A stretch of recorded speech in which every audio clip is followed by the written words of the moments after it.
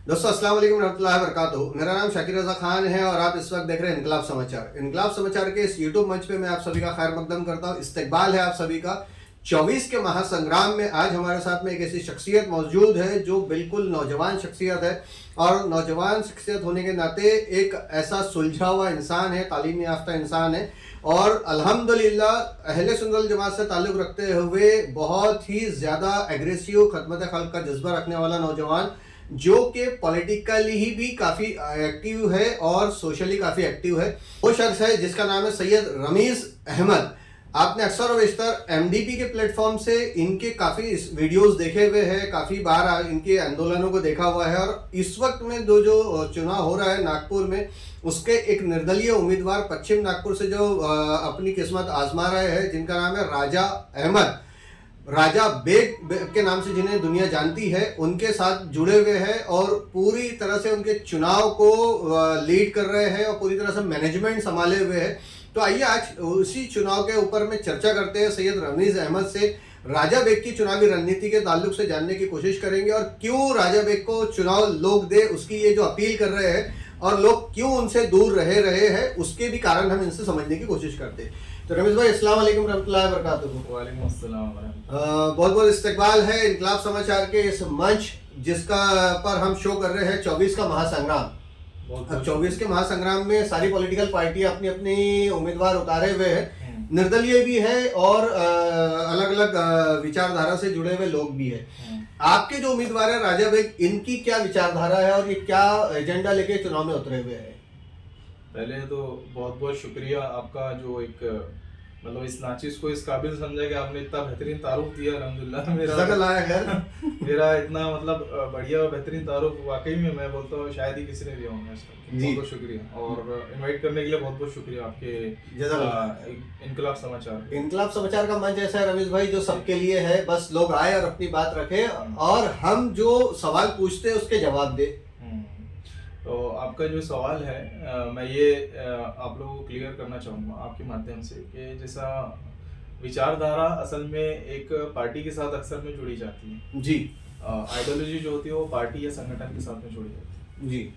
राजा bag साहब जो है ये एक अपक्ष उम्मीदवार है जी और अपक्ष उम्मीदवार के पीछे में ना कोई पार्टी का बंधन है ना कोई संगठन का बंधन है कि आपको ये लाइन ऑफ आइडियोलॉजी इसके बाहर नहीं चलना है, आपको ये नहीं करना जी।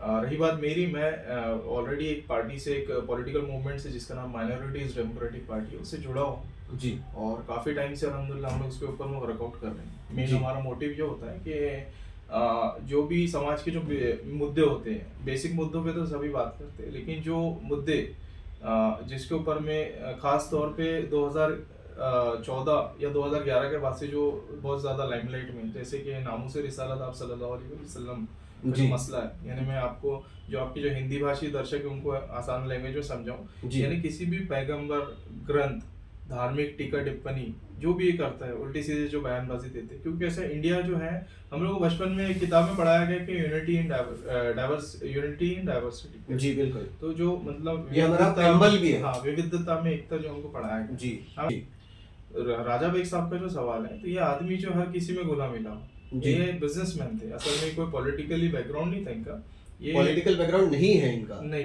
किसी पॉलिटिकल पार्टी से कभी जुड़े हुए रहे हो? ये अभी मतलब 4 साल से ये राष्ट्रवादी कांग्रेस में जुड़े हुए थे, तो ये 4 साल में जुड़ने पे इनको पश्चिम नागपुर का, जहाँ के वो अभी जहाँ से भी लड़ रहे कॉन्स्टिट्यूंसी, वहाँ का इनको अध्यक्ष बनाया गया। ओके। और पॉलिटिकली ये एक्टिव हुए। देखिए 4 साल इन्होंने खुद मेरे से जब पर्सनली इनकी बात हुई, मैं खुद इनको 25 दिनों से पहले से नहीं जानता, सिर्फ मालूम था एक ही बार मुलाकात हुई। ओके, यानी पिछले 25 दिन पहले आप राजा बेग को और राजा बेग आपको दोनों नहीं जानते? पर्सनली तो बिल्कुल, मतलब बैठे तो सिर्फ ऐसा था। तो फिर ऐसा क्या हुआ कि 25 दिन पहले आपने इनके साथ में समझौता कर लिया, एक उम्मीदवारी के तौर पर उनको एक्सेप्ट किया और एक उम्मीदवारी के तौर पर एक्सेप्ट करके उनके चुनाव प्रचार में आप पूरा मैनेजमेंट संभाल रहे हैं? देखिए बात क्या है, जैसा आपने कहा कि राजा बेग जो एक व्यापारी आदमी है, तो क्या आपके और उनके बीच में भी कोई ऐसे व्यापारिक संबंध बने इन 25 दिन पहले? नहीं नहीं, असल में मैं बता दूं, उनका जी। बिजनेस जो है हार्डवेयर का, बिल्डिंग मटेरियल सप्लाई का। ओके। उनका एक रिसोर्ट है जी। माशाल्लाह, वो फाइनेंशियली बहुत स्ट्रांग। उसमें कोई ये हाँ, नहीं है। मतलब और कैसे मेहनत से कमाया वो आदमी। जी। वो आदमी खुद आज भी सभा के अंदर में जब सभा को संबोधित करता है तो बताता है, मैं 15 रुपए रोजी मजदूरी से काम किया हुआ आदमी। जी। मैं एक ड्राइवर का बेटा हूँ। जी। मैंने अच्छा पूरा धूप छांव सब देखा हूँ करके, मैंने मेहनत किया। जी। कहीं मेरी हलाल अब वैसे भी आजकल जो है वो एक ऐसा ट्रेंड हो गया है कि जब आदमी गरीबी से उठ के अमीरी की तरफ बढ़ जाता है तो अमीर बनने के बाद सोशली जहाँ भी जाता है वो गरीबी के किस्से सुनाता है। ये पिछले 10 हाँ। साल में एक ट्रेंड आ गया है। ट्रेंड आ गया जी, लोगों जी। की सिंपैथी मिले, सिंपैथी मिले इसके लेकिन लिए। ये चीज मैं आपको और एक चीज क्लियर करता हूँ। मैं 4 साल पहले लेकिन ये चीज इंस्पायर्ड नहीं कर रही लोगों को, बल्कि इसकी निगेटिविटी ज्यादा इम्पोज हो रही है। नेगेटिविटी इंपोज हो रही है। जी। मसला क्या है, अगर से कोई बंदा बाहर से आता है, यानी कोई यवतमाल, अमरावती, चंद्रपुर से कोई आया यहाँ पे और कुछ दिनों के अंदर हमें बहुत सारी संपत्ति या प्रॉपर्टी बना लिया और एक बहुत बड़ा मॉल बना लिया शहर के बीचों बीच में, और जी। उसके बच्चे जो है बड़ी बड़ी कारों से, इंपोर्टेड गाड़ियों से घूम रहे जी। हैं। तो शहर के जो लोकल लोग हैं ना, उनको नहीं मालूम उसका बैकग्राउंड क्या था, उसने काला पीला कैसा कमा के है। जी। ये आदमी यही पैदा हुआ, जी। तीसरी चौथी जनरेशन के मैं बता सकता हूँ। जी। यही लोगों ने देखे इसको, जी। जो लोगों ने मजदूरी करते हुए देखी है, वही लोगों ने बेग हार्डवेयर के नाम से एक दुकान भी देखी इनकी छोटी सी, जी। और वही लोगों ने आज इनको राजा बेग साहब भी देख रहे हैं। जी। तो ये सोसाइटी के अंदर ही पला बड़ा, ये डेवलप हुआ, ये लोगों को आंखों के सामने बड़ा हुआ, जी। है ना। जी। अगर बाहर से कोई आदमी आया हुआ जिसका लोगों को सिर्फ नाम मालूम, चेहरा तो नहीं ये मालूम, जो बाहर से आया हुआ ये इस वक्त कोई पॉलिटिकल अपोनेंट है आपके सामने में, उम्मीदवारी में है, जिनका आप जिक्र कर रहे हैं, यवतमाल से कोई आ गया मॉल बना। अच्छा, आपने मिसाल के तौर पे दी, मुझे लगा कि शायद कोई मौजूदा वक्त पश्चिम नागपुर से ऐसा कोई कैंडिडेट है जिसके ताल्लुक से आप बात करना चाह रहे जो हैं। लोग मेरे को जानते हैं, जी। मतलब मेरे से ताल्लुकात रखते हैं, मेरे दोस्त भाई, इवन जी। मेरे जो दुश्मन भी, अगर मेरे कोई दुश्मन रहते नहीं है, मैं जी। दिल में कभी किसी के अल्हम्दुलिल्लाह रखता नहीं, ना कोई मेरे, सब मेरे भाई। तो वो भी जानते हैं कि मैं किसी को लेकर बदनामी या बदगुमानी कभी करने की कोशिश नहीं करता। नहीं, होना भी नहीं चाहिए, इस्लाम का ये तरीका भी जी नहीं। जी, अल्हम्दुलिल्लाह। जी। तो रमेश भाई, हमारा जो सवाल ये है कि राजा बेग का पूरा पॉलिटिकल मैनेजमेंट इस वक्त आप देख रहे हैं, जी, पूरा जी। चुनाव मैनेजमेंट आप देख रहे हैं, तो चुनाव मैनेजमेंट में जैसा आपने बताया कि सिर्फ 25 दिन पहले आपकी जी, उनकी जी। मुलाकात हुई और 25 दिन में उन्होंने आप पर इतना भरोसा किया कि आपके हाथ में पूरा चुनाव सौंप दिया जी। एक किस्म से, जी। क्योंकि इस वक्त उनकी पूरी टीम को लीड आप ही कर रहे हैं। तो अब चूंकि आप लीड कर रहे हैं तो इसलिए सवाल भी आपके ऊपर में सबसे ज्यादा उठेंगे और सबसे ज्यादा जिम्मेदारी आपको रहेंगी जवाब देने की। तो नामुज़ रिसालत सल्लल्लाहु ताला अलैहि वसल्लम पर राजा बेग जो एजेंडा बनाकर वोट लेने के लिए मुस्लिम समाज में आ रहे हैं, तो सवाल ये है ना कि भाई इससे पहले आपने कभी ऐसा कोई मोमेंट खड़ा नहीं किया राजा बेग ने, तो फिर मुस्लिम समाज कैसे कनेक्ट हो जाए उनसे? मुस्लिम समाज के लिए देखिए, जैसा कि आपका सवाल है, बहुत बेहतरीन सवाल आपने किया, अच्छा सवाल किया कि लोग क्यों कनेक्ट हो जाए। जी। मैं बोलता हूँ कि जहाँ उठे वहाँ सवेरा। जी। है ना? कोई इंसान अगर उसका बैकग्राउंड वैसा नहीं था या नहीं था, देखिए वो राष्ट्रवादी कांग्रेस पार्टी से जुड़ा हुआ नेता था। जी। और राष्ट्रवादी कांग्रेस पार्टी, जैसे हमारी स्टार्टिंग से बात हुई कि हर पार्टी के पीछे कोई ना कोई विचारधारा है, एक लाइन ऑफ आइडियोलॉजी होती है, सही। इसके वो आगे कोई बात नहीं करता। थोड़ा ये जोर से, आदमी थोड़ा जोर से। जी, तो ये लाइन ऑफ आइडियोलॉजी के बाहर कोई राष्ट्रवादी कांग्रेस या कोई भी बनाम सेकुलर पार्टी है, लोग नहीं जाके बात करते। आज देखिए ना, मैं मुस्लिम समाज के मुद्दों की बात कर लूं, जी। तो मुस्लिम समाज के जो पुराने नेता, दिग्गज नेता, गद्दावर नेता, 40-40 साल पुराने जो नेता है, उन्होंने कभी कोशिश भी नहीं की जाके वहां पे कुछ बोले, कोई डायस से या स्टेज से अपनी बात रखे। सही बात है। उनके लिए एक सेल बना दिया गया, माइनॉरिटी सेल। जी। हर पार्टी में, राष्ट्रवादी वो सेकुलर नॉन सेकुलर सारी वो सेल बना के पार्टी। वहां पे उनको छोड़ दिया गया। हाँ। उनकी वहां सुनवाई क्या, ये तो बताइए मेरे को। हाँ। कांग्रेस पार्टी, राष्ट्रवादी कांग्रेस, ये सारी सेकुलर यानी एक बड़े मैदान में आपको है तो जाली लगा के छोड़ दिया गया, अब सारी भेड़ें यहीं रहेंगी, आप चिल्लाओ, यहीं खाओ, यहीं पियो, यहीं करो, यहीं है तो सो जाओ। बस बस। तो वो सारी भेड़ों को माइनॉरिटी सेल, माइनॉरिटी के नाम पर है। तो दैट्स द पॉइंट, एग्जैक्टली मैं वही बोल रहा हूँ शाकिर भाई कि आपके सेकुलर पार्टी का सेकुलरिज्म कहाँ गया फिर? नहीं, तो सेकुलर नॉन सेकुलर सबका फॉर्मेट एक ही हो गया ना। मुसलमानों को सिर्फ पद दे दिए गए वहां पे, भाई आप मोहल्ले के, आप गली के, आप कूचे के, आप बस्ती के, ये सब पद लेके विजिटिंग कार्ड बना के खुश होके घूम रहे हो। वो देखिए, वो सब जो है नॉन आइडियोलॉजिकल पर्संस है, वो मुसलमानों के प्रॉब्लम्स नहीं जानते कि असल मुसलमानों के प्रॉब्लम्स क्या है। आपका जो निर्दलीय उम्मीदवार इस वक्त में पश्चिम नागपुर से चुनाव लड़ रहे हैं, तो ये जो बात कर रहे हैं नामुज़ रिसालत की, हम सवाल उस पर कायम रखते हुए आगे बढ़ते हैं कि नामुज़ रिसालत पर राजा बेग का स्टैंड आज ये है, तो ये सिर्फ वोट लेने भर तक का स्टैंड है क्योंकि वोट लेने या चुनाव से पहले तो इनका ऐसा कोई भी समाज के सामने ना वक्तव्य आया, ना कोई मूवमेंट आया, ना इनका कोई एजिटेशन इस तरह का कोई निकल के सामने आया। और जैसा कि लोग कह रहे हैं कि 30 तारीख के बाद वापस से ये एनसीपी ज्वाइन कर लेंगे, जैसा अनीस अहमद ने घूम फिर के वापस घर वापसी कर ली, वैसे ये भी घर वापसी कर लेंगे। और अभी कुछ वीडियो वायरल हुआ था, शरद पवार जी ने जैसा इनके गले में गमछा वमछा डाल दिया, वो सब चीजें हैं। तो ये तो पार्ट ऑफ पॉलिटिक्स है, लेकिन हमारा क्वेश्चन अभी भी वहीं रुका हुआ है कि नामोज़े रिसालत पे ये जो वोट मांगे जा रहे हैं, ये कहाँ तक कायम रहेंगे? देखिए, मैं आपको सबसे पहली चीज, मैं अपना पूरा आंसर तो जी आपको बताना चाहूँगा। आपका जो सवाल है 20-25 दिन की जो बात मैं बता रहा हूँ, ये नॉन पर्सन है मेरे लिए जी। 20-25 दिन पहले क्या हुआ, ये एक बहुत सारे मूवमेंट्स चालू हुए थे। असल में क्या हुआ, मध्य नागपुर के अंदर में कांग्रेस जो है, कांग्रेस पार्टी को लेकर कई तरीके से कैंडिडेट और कई लोग अप्रोच कर रहे थे कि मुस्लिम सीट को आप या तो रिजर्व करो या तो उसको दो। मुस्लिम कैंडिडेचर को लेकर की बात हो रही है। न्यूज़पेपर में तक के आया गया कि मध्य नागपुर की जो सीट है वो मुस्लिम्स के लिए रिजर्व कर दी गई है।